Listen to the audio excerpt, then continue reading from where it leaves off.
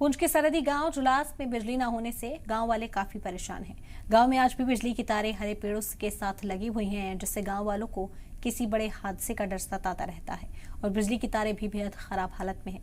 थोड़ी सी तेज हवा चलती है तो तारें टूट जाती हैं। वहीं गांव वालों का कहना है कि कितनी बार बिजली महकमे को बोला गया, लेकिन आज तक इस तरफ किसी ने नहीं देखा। कितनी बार हमने मुजाहरा भी किया, बिजली महकमे पर कोई असर नहीं हुआ। जब भी बारिश होती है तो पेड़ों में तक करंट आ जाता है। गांव में सिर्फ एक ट्रांसफार्मर लगा है, वो भी खुले में लगाया गया है, जिसकी वजह से कई बार लोग इसकी जद में भी आ चुके हैं। ये आज से नहीं है, ये व्यवस्था 5-6 सालों से लगातार चलती आ रही है। तो कई बार हमने बिजली वाले जो एक्शन साहब हैं, या कई बार मीटिंग यहाँ पर होती है, पंचायत की मीटिंग होती है, या एमएलए साहब कभी आते हैं। एमएलए साहब तो आप आजकल रहे नहीं, जो पिछले डीसी साहब यहाँ से ट्रांसफ़र होके गए हैं।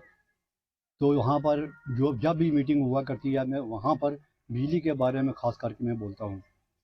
वहाँ पर ये बात हमने वाज़िया तौर पर कही थी कि जब ये एक बिजली की तार है, उसके जो लपेट कर उसकी एक तार बनती है, उसमें मेरे ख्याल में 5 से 6 तारें होती हैं।